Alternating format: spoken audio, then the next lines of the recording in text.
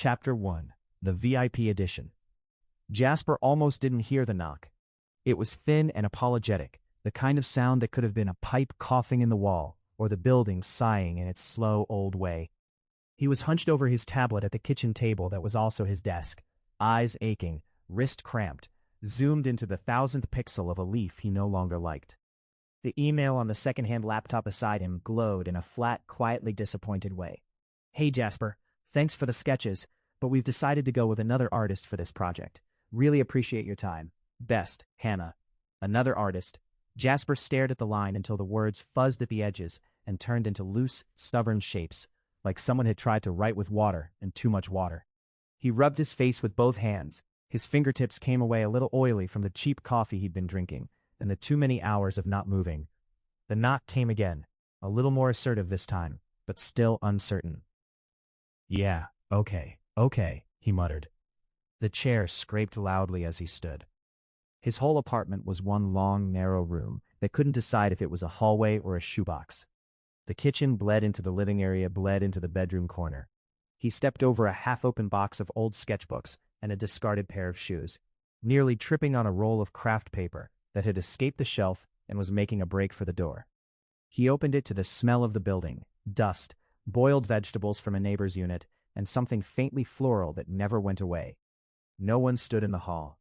Just the familiar, peeling beige paint and the crooked exit sign humming softly with fluorescent light.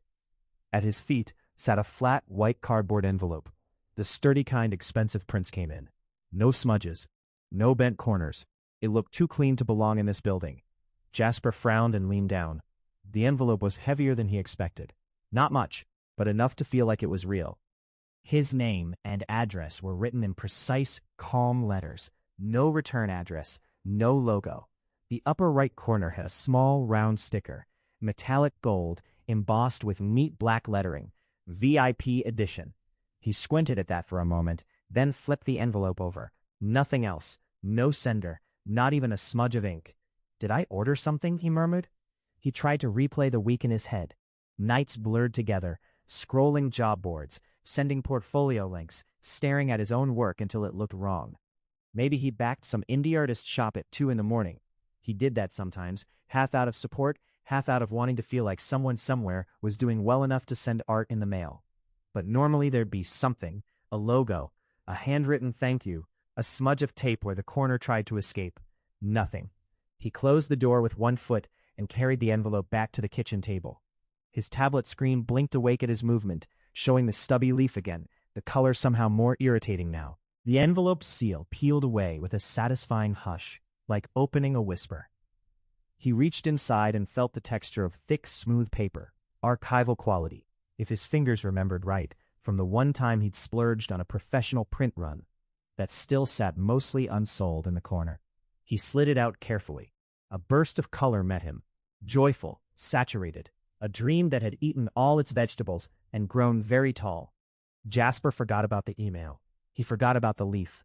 He even forgot briefly about how his lower back ached from too many hours in the same folding chair. The illustration was of a field. Endless it seemed. Flowers of every shape and height and color tumbled over one another like they were gossiping, leaning in, whispering their particular shades to their neighbors. The palette was bright, but not garish. Sunny yellows, syrupy pinks, soft blues, speckled oranges. The kind of colors children chose when they weren't being told about realism. The sky above the field was a pale velvety blue.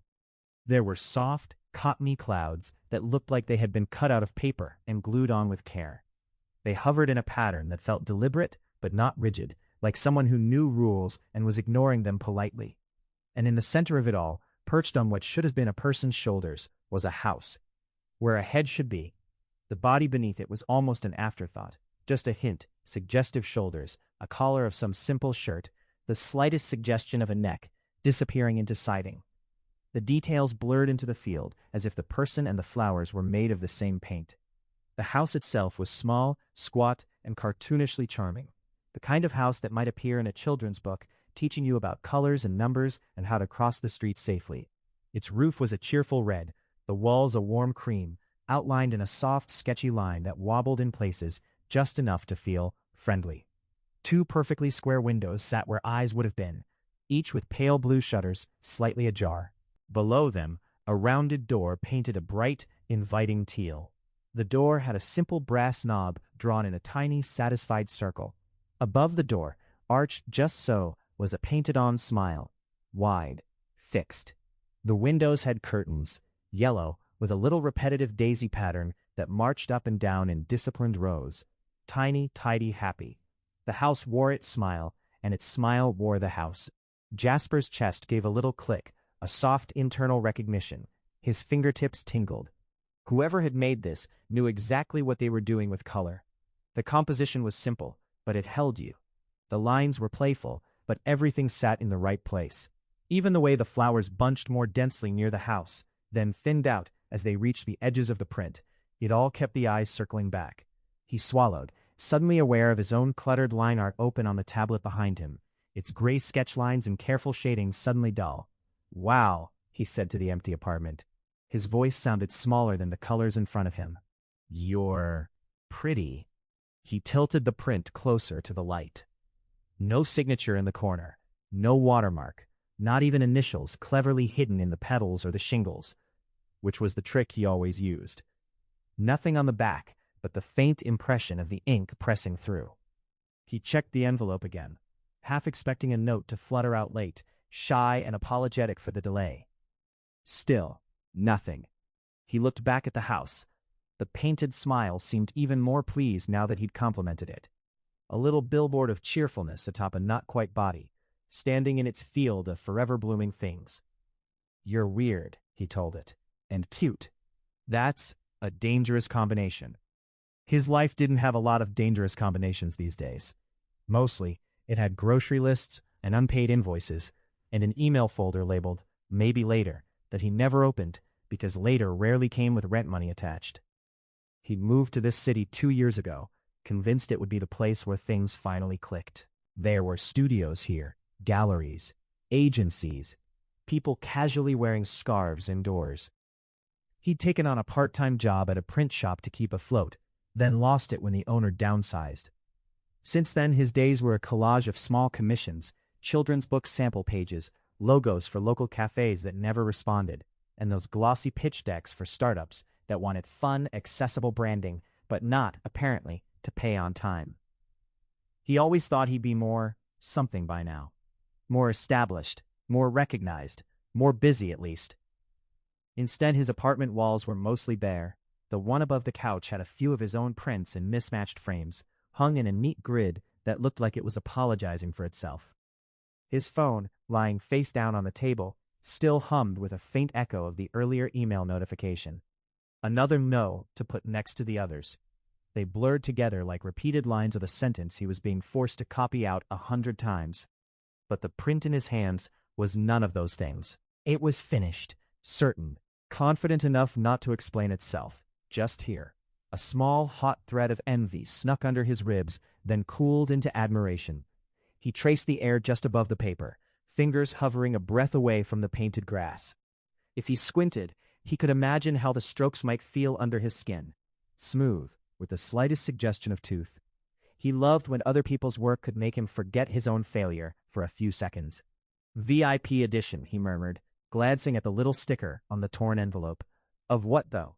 Maybe it was a promotional piece, some new boutique print studio trying to get artists to sign up, some sneaky marketing mailing list he'd accidentally joined.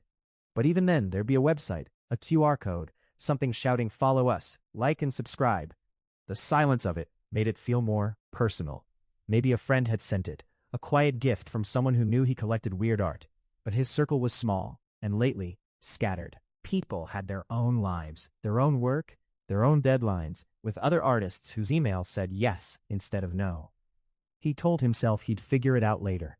Maybe the sender's name would pop into his head in the shower. Maybe he'd realize it was part of some collaboration he'd half forgotten. Brains did that sometimes, scrambled things. Besides, the mystery didn't feel threatening. It felt like finding a bright marble in the pocket of a coat you'd forgotten you owned. His gaze drifted across the apartment, looking for a place it might live. The wall across from the table, above the sagging couch, was already mostly claimed by his work. The opposite wall, by the bed, had a narrow stretch of blank off-white between a leaning bookshelf and the small window that overlooked the building's brick courtyard. The light there was kind in the mornings, soft, indirect. He pictured the little house there, floating above his pillows like a guardian that had traded a face for a front porch. "Yeah," he said, "you'll go there." He rummaged in the drawer where he kept everything that didn't yet have a proper place: stray pens, washi tape, a tangle of charging cables, a rubber ball he used once for wrist stretches and then forgot about. He pulled out a simple black frame, the one he bought months ago with the intention of framing his most successful piece whenever that appeared. The plastic cover slid out with a screech that made his teeth twitch. He took extra care not to bend the print as he tucked it inside. It fit almost perfectly, with only the thinnest white border showing at the edges, like the start of a page that hadn't been written on yet. He held it at arm's length. The glass dulled the color slightly, but not enough to kill their glow.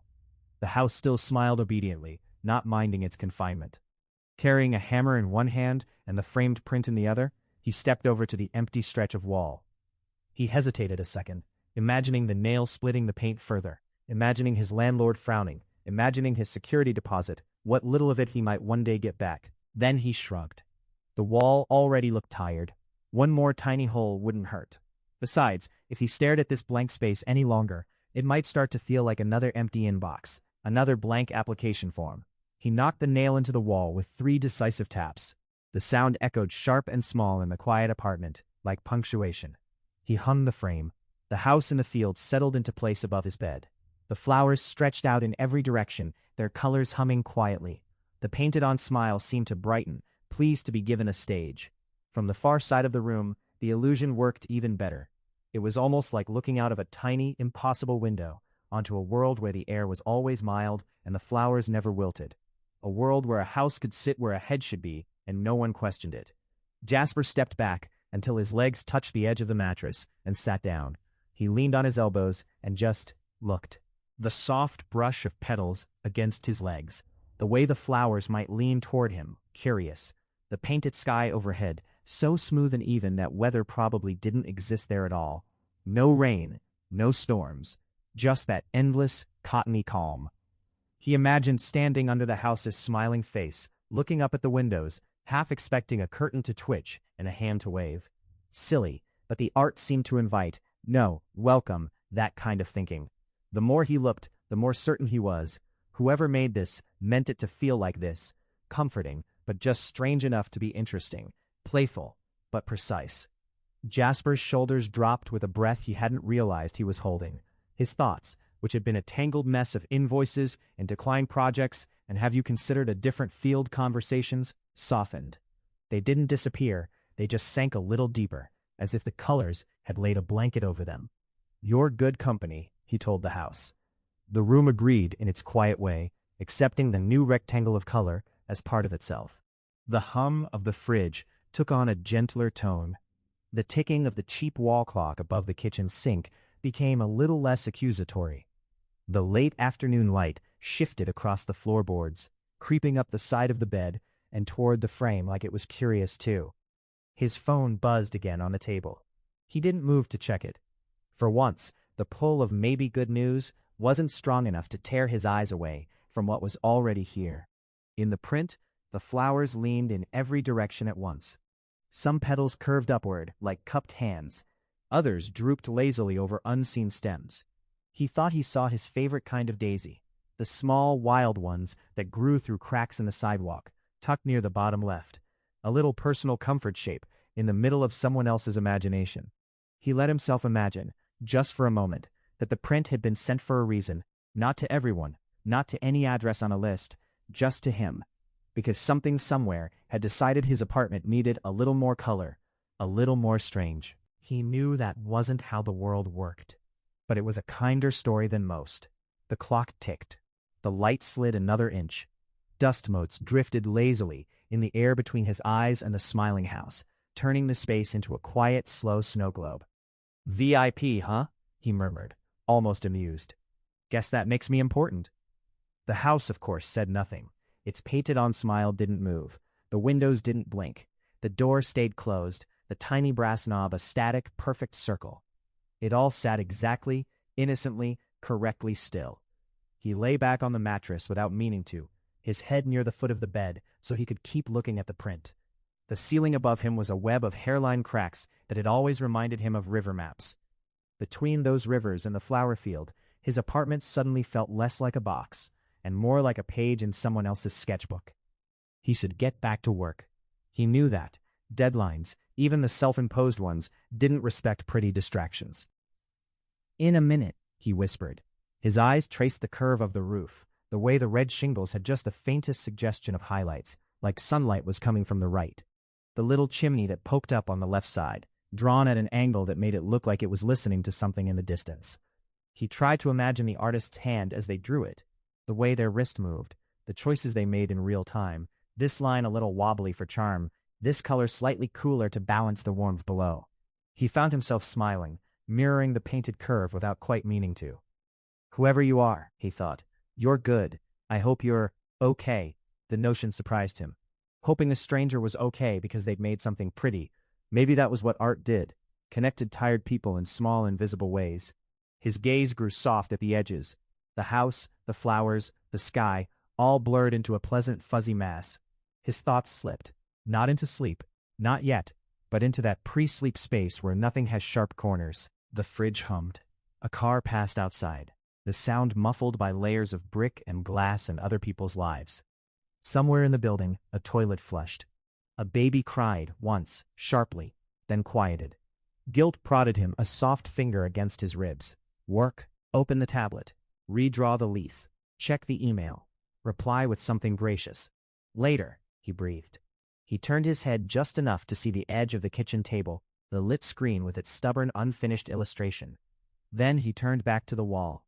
The house wore its smile. The flowers wore their impossible, endless bloom. He felt accompanied. It was a small thing, but it warmed the air around him. The way some people felt about potted plants or framed family photos, he felt about prints and posters and pieces of other people's worlds. This one was better than most, brighter, calmer. His eyes fluttered shut for a second, just a second. When he opened them again, the house was still there. Of course it was. Unchanging. He didn't notice, as he finally pushed himself up to return to his tablet, that his mental snapshot of the print, the way he'd first seen it, standing by the table, envelope in hand, didn't quite match the arrangement of flowers he saw now. He didn't notice that the clump of small wild daisies, the kind he liked best, which he could have sworn had been nestled near the bottom left corner when he first pulled it from the envelope, was now cheerfully blooming just to the right of the house's door. He noticed only that the print made the room feel less empty, and that for the first time in days, he was looking forward just a little to glancing up from his work and seeing something smiling back.